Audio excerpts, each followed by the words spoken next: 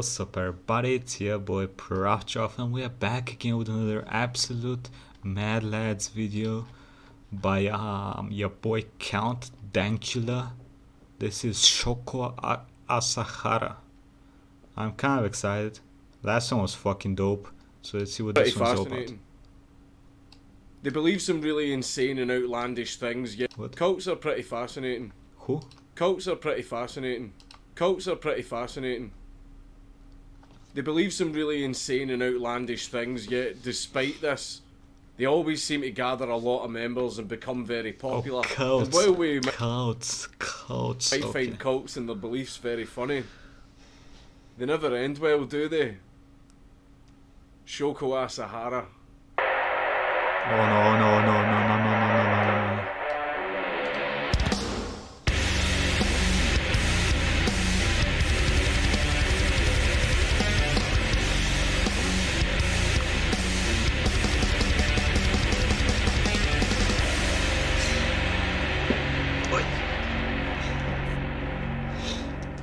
Shoko Asahara was born on March the 2nd, 1955, under his real name Chizuo Matsumoto, and he was born into a large family of impoverished tatami mat makers. He was born with infantile glaucoma, which caused him to lose all of the sight in his left eye and most of the sight in his right eye. Because of this, he was enrolled in a school for the blind, but apparently, while he was at this school, he was a bully who would beat other students and take their money. At least according to eyewitness reports. That's eyewitness reports in a blind school. That's hilarious. After he graduated school, he ended up working in acupuncture and traditional medicine, which was a really common... How does he do acupuncture if he's blind? Yo, would you go to a blind I would not go and have someone stick needles in me. I would not go to a blind man to stick needles in me. Even... I don't know how to do that sentence correctly. Whatever. Y'all know what the fuck I mean. Jesus Christ. Career for blind people in Japan. He ended up marrying and he fathered 12 children. Jesus. In 1981 he was convicted of practicing pharmacy without a license because he was caught selling unregulated drugs, and it was roughly around this time that he started taking a massive interest in the various religions and spiritual teachings from all around the world, and he engrossed himself in learning everything that he could about them. In 1984, from his one-bedroom apartment in Tokyo's Shibuya ward, Shoko Asahara decided to start a new religious order that he named Om Shinrikyo, which roughly translates into Religion of Truth or Universal Supreme Truth. And it was around about this time that he changed his name from Chizuo Matsumoto to Shoko Asahara. Shoko applied for government registration to get Om Shinrikyo recognised as a legal religion. The authorities were very reluctant at first, but after an appeal, Om Shinrikyo was granted government recognition as a legal religious corporation. Om Shinrikyo borrowed teachings from... Wait, you just make up a religion and you can have it made an official religion? What the fuck? Can I make a religion of some random shit and be like, hey bruh, y'all better recognize my religion is the truth. If not, you're gonna be disguising the truth as lies and you will go to my instance of hell, which is Warhammer 40k. Fuck that shit. Pretty much every single religious and spiritual order that existed. Everything from Christianity to Buddhism, from Nostradamus to yoga, and for some reason they even borrowed some teachings and prophecies from Isaac Asimov's science fiction novels. Shoko claimed that he had the power to cure illnesses. I mean, is there a bigger science fiction novel than the diseases, and that he also had the power to absorb the sins from a person and transfer onto them magical and spiritual powers, and his ultimate goal was to absorb the sins of the entire world so that they would be prepared for what was to come. But what did he mean when he say what was to come? Well, it just wouldn't be a cult without a doomsday prophecy now, would it?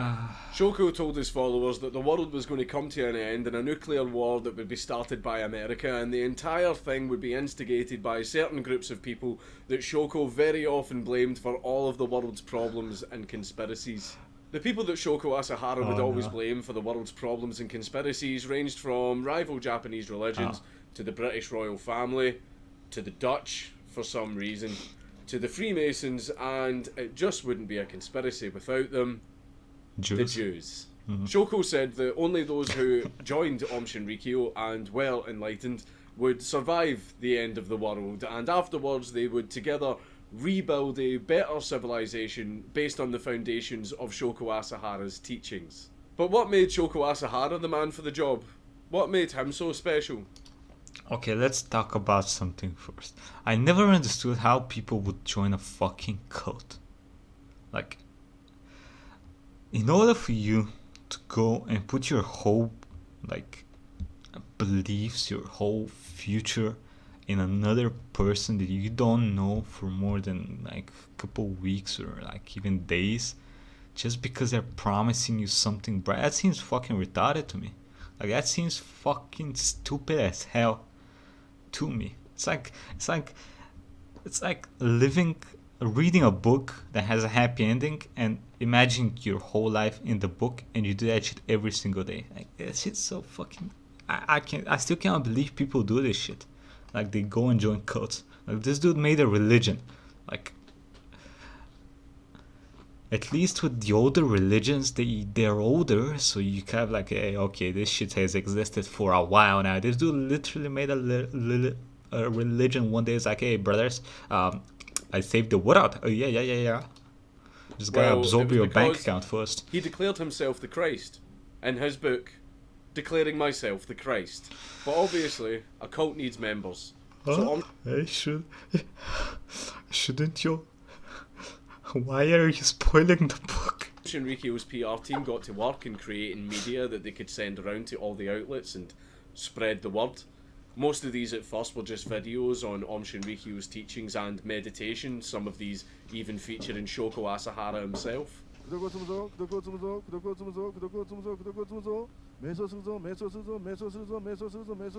Shoko even... Yo, Jesus looking a little bummy. Let's be honest. Jesus looking a little bummy today. He took himself on tour to do some public speaking, where he was very often wheeled out on stage like an in-flight dinner, as well as making a little bit of money while he did it. Followers paid thousands of dollars to be blessed by Asahara, to drink his blood or tea brewed from his hair, and to wear the Orm's trademark headgear fitted with electrodes supposed to transmit the guru's brainwaves. This was taken even further, and Shoko and his cult members actually started doing full-on TV appearances, teaching Japan all about their strange religion through yoga positions and extremely informative... I have seen that yoga position a lot in Pornhub, and they did not get any spiritual power. They got a dick. Plays like this.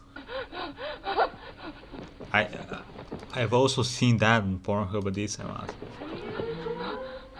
And for some reason they also televised really, really creepy dances.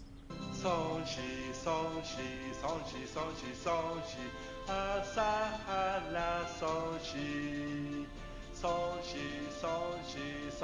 mean, that's not creepy, that's...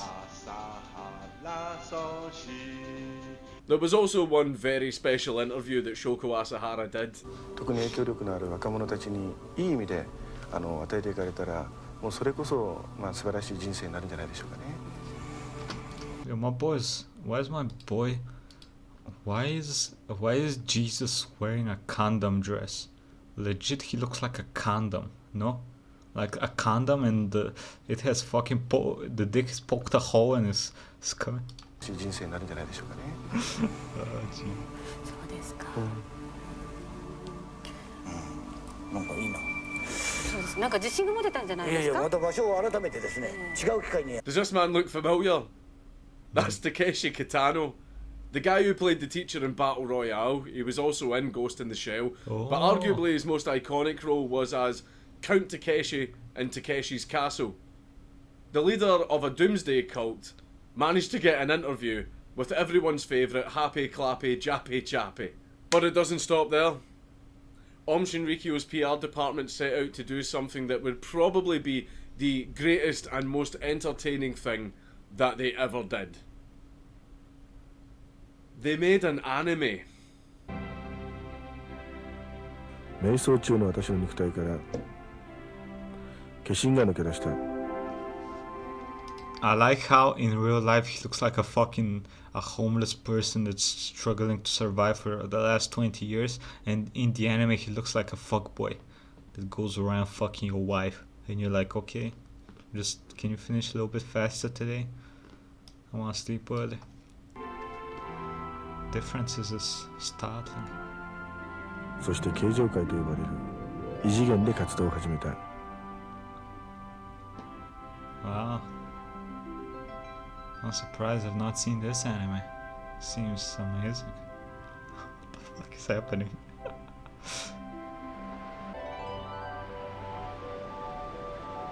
テレポーテーションをしたり、城壁や山やビルなど全てのものを自在に超えることができる。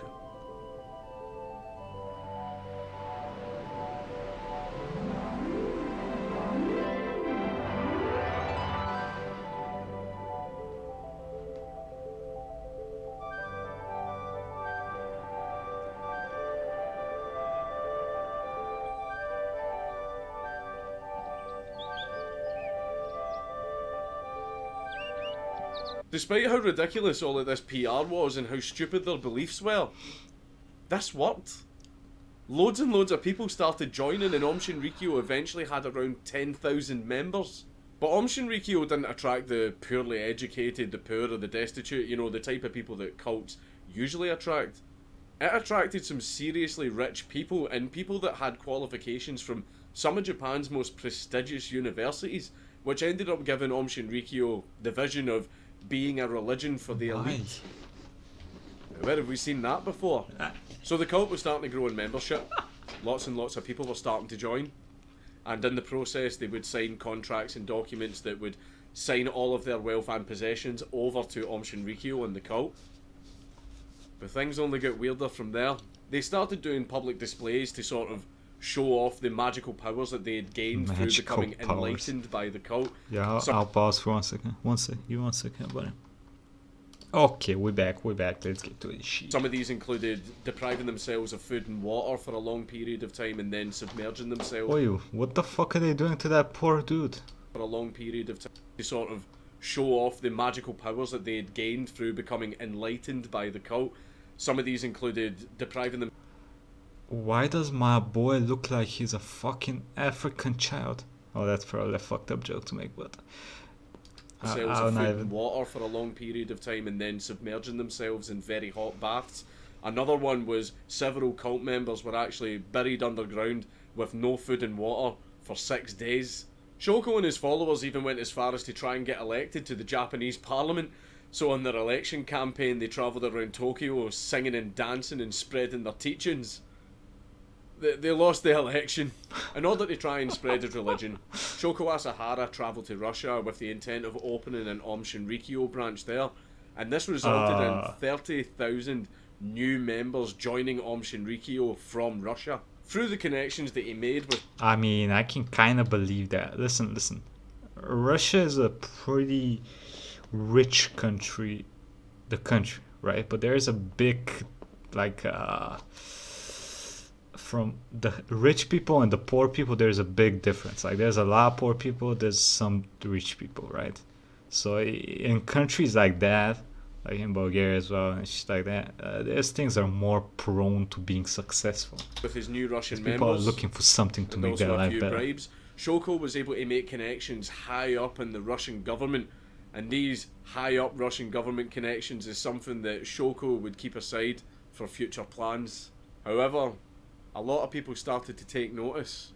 A lot of people in Japan were starting to get really, really suspicious of the cult and their behaviour. The cult started running hospitals that would lure people in for treatment, and then once the treatment was finished, they would hand them an extremely massive bill to try and extort money off them. They were also bullying their own members even more to get them to hand over even more of their money and assets. And the most worrying thing was people who wanted to leave the cult, or people who simply criticised the cult, would just mysteriously disappear.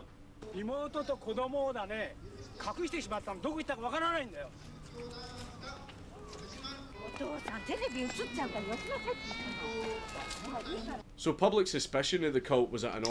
Yo, this went from making fun of these crazy cunts to being real scary, real fucking quick. That shit was creepy as hell.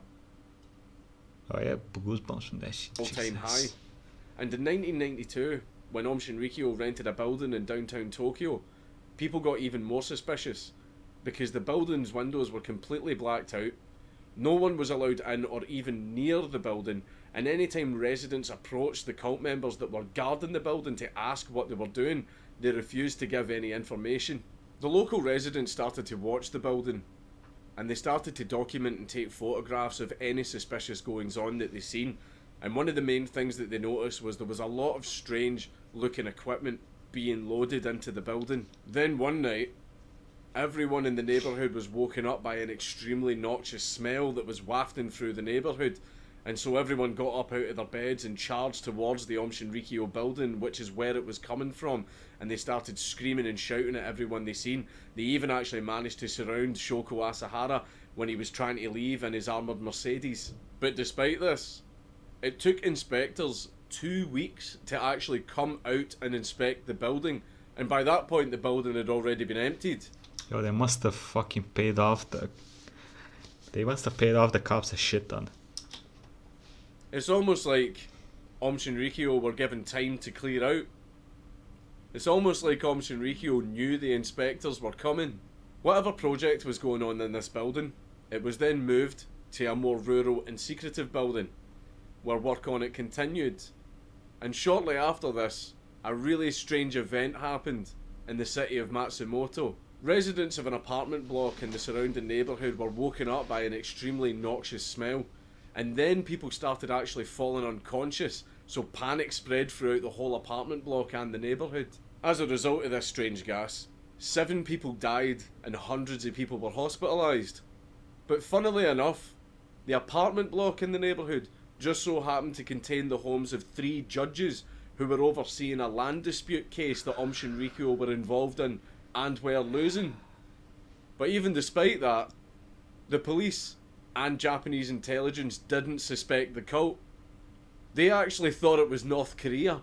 Shoko then received information that the police were coming for him and they were going to open an investigation. So Shoko decided to do something that he already had planned for another purpose, but he was going to do it earlier than anticipated to divert the police's attention away from him. 20th of March 1995. 5 members of Om Shinrikyo board 5 separate metro trains, all of which are passing through Kasumigaseki district and Nagatacho district, which is the headquarters of the Japanese parliament. All of these men are carrying umbrellas with pointed tips and parcels wrapped with newspaper, and in each of these parcels was 2 sealed bags of chemicals which, when combined, create sarin gas. While on the trains, the men sat their packages on the floor and stood up to get off the train. They poked it. Right before they left the trains, they would stab the packages several times with the pointed tips of the umbrellas, and then they would leave the train. The train doors would then close and the train would carry on its journey, while the packages on the trains were mixing together and creating sarin gas, which was evaporating throughout the train carriage and would then go on to contaminate the train, every single station the train stopped at, and then finally the target districts, which the trains were all scheduled to arrive at the exact same time. People on the targeted carriages started coughing, choking, going blind and falling unconscious, and when the trains arrived at their next station, everyone would jump out of the targeted carriages in a panic, and the train station staff started removing the unconscious people from the carriages. But the Japanese train staff, being so damn efficient with their metro system, simply told commuters not to aboard the affected carriages that had the packages in them, but to board all of the other carriages attached to the same train. And then they just sent the train on its way, where the sarin packages in the affected carriages could contaminate every other station along the way, as well as spread to all of the other carriages that were attached to it on the train, which it did. In some cases, the station staff actually removed the packages from the trains and Japan, what the fuck? left them lying there on the platform with all the people around. In another instance, one of the train staff who actually removed the packages collapsed, so his fellow train staff picked him up to take him to a back room. It was a little small concealed back room that had about 5 people in it. What they didn't realise is one of the train staff who came in to actually help them take care of the unconscious man was holding a bin bag with the packages in it, and he just left it sitting on the table in this small compressed room so that he could help them assist to the unconscious man. And basically every single person in this tiny room got poisoned. To be completely fair to the station staff, they had absolutely no idea what was going on, and they had no idea that this was a chemical attack, and it's something that they'd never been trained. I mean, okay, to be honest, like the train staff, they're not the ones responsible for this shit. This is all on the fucking Japanese government. It is all on the fucking government. First, they said yes, you can practice your religion as an official religion. Then they let him. Well, they took fucking money to let him do whatever the fuck he wants for a fucking long ass time. So it's all on them, I think, and on the people that sponsor the fuck out of this dude. Crazy dumbass motherfuckers. For this was like the only terrorist Jesus. attack that had ever happened in Japan since World War II. So they had no idea, so you can't blame them too much for True. this. Ultimately, every emergency services imaginable, people die in even this the shit? military, were deployed to all of the affected stations in full hazmat gear so that they could rescue people. And everyone knows that the Japanese metro system is famous for being extremely crowded. It was bad. Ultimately, the attack instantly killed 12 people, 12? seriously injured another 50 who died at a later point, and thousands of people were injured by the effects of sarin gas.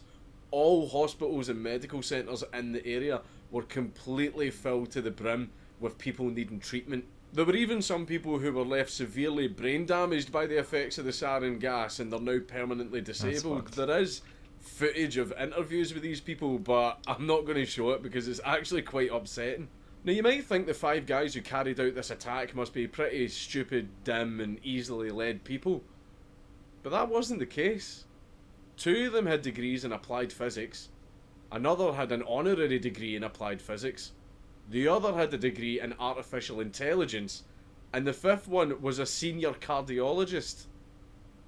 Ironic given the circumstances. So in the aftermath, what did the 5 attackers do? Well, when each of them got off their trains and got outside the stations that they got off at, they were being waited on by other Aum Shinrikyo members in getaway vehicles so that they could escape. All 5 of them were carrying sarin antidote needles, and some of them had to actually inject themselves with the antidote because they'd accidentally poisoned themselves.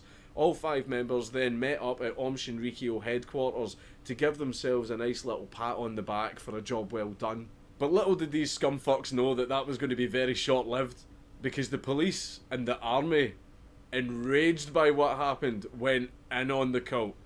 They went in with no lube. I mean, to be honest, that's very expected. I don't know what the fuck he was thinking, but like a lot of countries are gonna take bribes and shit, okay? Anyone that's lived anywhere in Eastern Europe knows about bribery and fucky shit the government has done, okay? Let's be fucking honest. But terrorism, that's a little bit different, because when another country looks at your country and you allow terrorism, you look weak. And no country can look weak, okay? That's why it's such a big problem. And that's why terrorism is taken so seriously. Not because, I mean, the casualties, when you look at them, are not that many. Like 12 people dead, 50 injured. It's not a small amount, but if that shit was contained, no one knew about it, no one would care about it. But since it was a terrorist attack and it's gonna be picked up by every single media everywhere probably, that shit is a big deal. And they went in hard. A force of 2,500 combined police and military personnel instantly raided 25 Aum Shinrikyo owned buildings, as well as all of the homes of all of the members. 400 cult members were arrested and 50 children were taken into care. Some of the children were even wearing the stupid cult headgear as they were being taken away by the police. In the end, there was a grand total of over 500 raids. The public were even out for blood. While the police were actually escorting one of the cult members that they'd arrested, a member of the public, obviously enraged by the sarin attacks and obviously inspired by your boy Yamaguchi, just killed the cult member in front of the cops and in front of the entire crowd. Yes, there is footage of this. No, I'm not sure. I'll check that shit The cult did try to retaliate for all of the raids, and over the next few months they tried to carry out 4 more metro attacks, but luckily all of these failed. But seeing 2 of the attacks, instead of using sarin gas, they tried to use Zyklon B. The police chief who was in charge of the operation against the cult was actually ambushed outside of his home by cult assassins, and they shot him 4 times, and somehow he managed to survive. The cult also sent a letter bomb to the Tokyo governor, but unfortunately... Hey, who knew that a physicist cannot really shoot? Get back to the books, you fucking nerds. It was his secretary who opened it, and it exploded in her face. She survived, but I don't think she takes many selfies anymore. And after months of being on the run, the cops finally managed to catch the big fish, Shoko Asahara, and then they started building their case against him. He's still wearing the condom suit. And they had tons of documents and evidence. Probably killed Every himself, single cult location that they raided contained tons and tons of documents detailing every single bit of information about the cult. And when they started going through it all, they realised just how deep this rabbit hole went. Firstly, they managed to discover that Shoko Asahara had actually gained assets worth around $1 billion. So the man had some serious money to play with. When they raided the chemical labs, they found that the cult weren't just making sarin gas. They were also making botulinum toxin, anthrax, and VX nerve gas. Jesus. They also discovered that the cult had actually murdered 46 of its own members that wanted to leave the cult or who the cult believed were spies, and in some cases the cult used the chemical weapons it was making to do this. Also, remember the stunts that the cult was doing earlier with being submerged in water and being under the ground for 6 days? That's well, fake. it turns out that before going on TV to do these stunts, the cult had to make sure that they could actually be done. So they did a bunch of private test runs with a bunch of cult members, and during the test runs, a bunch of these cult members died. And so what happened was the cult got rid of the bodies by having them secretly cremated.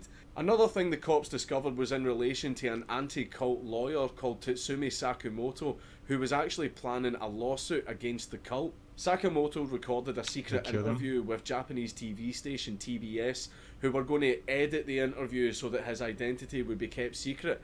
But someone who worked at this TV station, most likely a member of Om Shinrikyo who was employed there, managed to get the raw, unedited footage and handed it over to the cult, basically revealing Sakamoto's identity. The next month, Sakamoto, along with his wife and child, disappeared. And while the cops were going through the cult's documents, they discovered that the cult had actually kidnapped them, murdered them, and then disposed of the bodies. And the cops found loads of cases like this in the documents. There was loads of cases of ex-cult members and their family members who planned on blowing the whistle against the cult would mysteriously vanish, and it was because the cult was kidnapping and murdering them. The cult also made a failed assassination attempt on the Japanese royal family by spreading botulinum toxin everywhere they could outside of the royal palace. Documents also revealed that the cult were responsible for the Matsumoto City attack, the one on the apartment block that contained the judges from the land dispute trial. It turns out that the cult had actually used a modified refrigerated truck to spread the gas throughout the whole neighbourhood. But wait! There's more! There's a reason that Shoko was always one step ahead. It's because Om Shinrikyo members had managed to get jobs in the Japanese security services, the police, and the Japanese military, and they were constantly feeding information back to the cult. And now that the cops had all of this information identifying who these people were, they all got arrested too. The sarin gas attack... I am pretty sure that what most people don't seem to understand is that once you're in this cult, once you do, like, even if you're an unimportant member, once they catch the cult for all these crimes, you're an accomplice. So you're going down for all this shit. It doesn't matter if you didn't do anything, if you didn't know shit, you're probably going down for all this shit. So you're probably looking at, like, what, 55 life sentences? I don't know how the Japanese prison system works, but y'all were fucked, and that is very good. Fuck you all. Attack was carried out earlier than anticipated, but the cops managed to discover what its original purpose was, which was to blame the attack on America to kickstart World War III and fulfill the Doomsday Prophecy. And then the cops discovered arguably the most batshit thing that the cops... Listen, even if the cops didn't know that, even if they didn't find out who was behind these attacks, how do you blame this on America? Terrorist attacks on America. Like, even if you, in every media, you are like, oh, it's America, it's America. Even if the people believe it's America, you're not gonna start World War III. It doesn't work like that. You can't just convince the whole world that something happened and someone did it just because you say that they did it. Especially a whole fucking... I don't understand these people. Had planned. Remember those top Russian... For having so many smart people, they seem to do a lot of dumb shit. Arguably the most batshit thing that the cult had planned. Remember those top Russian government connections we were talking about earlier? Okay. Well, it turns out that during Shoko's time in Russia, he arranged for Aum Shinrikyo members to receive military training, as well as purchase weapons ranging from AK-47s to RPGs, as well as a helicopter. And all of this was brought back to Japan. And where did they get all of this from? Directly from the Russian army. This was Russia in the 90s. You could get anything you wanted if you had the money. But what do you mean Russia in the 90s? You saying it's different now? Come on, buddy. Come on, buddy. Let's be honest. I'm pretty sure that if you still have the money, you can get anything in Russia. You could probably have a tank in your fucking garage by tomorrow if you had enough money. what was all of this for? Well, it turns out that the plan was for these Russian-trained cult commandos with their AK-47s and RPGs to abseil from the helicopter into the Japanese Imperial Palace to assassinate the Emperor and his family. So you could say the cops had quite a lot to go on, and so began Shoko Asahara's trial, which ended up lasting for 8 years. Jesus. Hundreds of cult members were convicted for a vast array of crimes. Of the 5 guys who carried out the metro attack, 4 of them were sentenced to death, but a 5th one wasn't, because he cut a deal and snitched on everybody else, so he got life in prison instead. And Shoko Asahara... Okay. What do you guys think? Life in prison or death? If I had to choose, I'm gonna be honest with you, I'll probably just end that shit. Like, life in prison does not seem like life to me. I'm just gonna say that shit. himself was sentenced to death. Wow. But that isn't where it ended.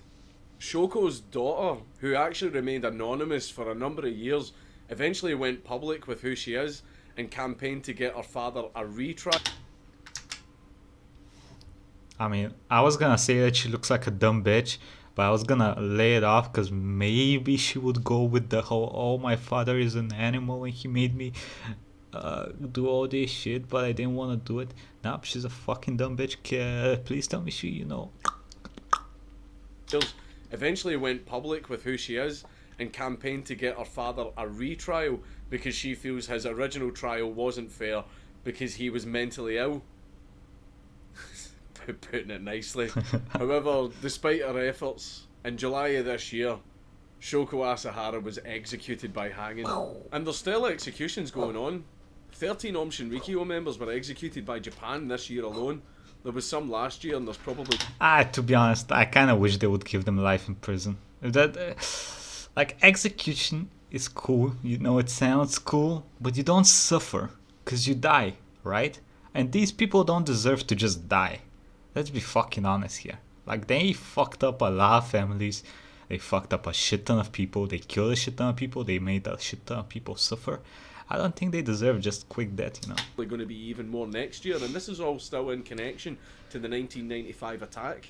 But here's the funny thing, see, despite it being so long ago, Aum Shinrikyo still exists, but in 2 forms. One form is the original organisation itself, but it's changed its name to Aleph, and they're extremely apologetic about the attacks, and they denounce the attacks, and they've denounced Shoko Asahara himself.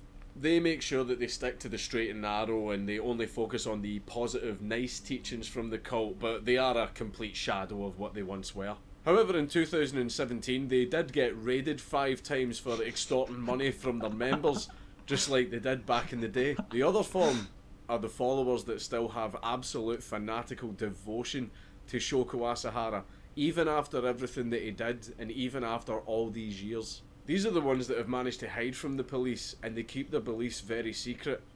But they're all still out there, and it's very easy to weed them out. All you need to do is talk shit about Shoko in public.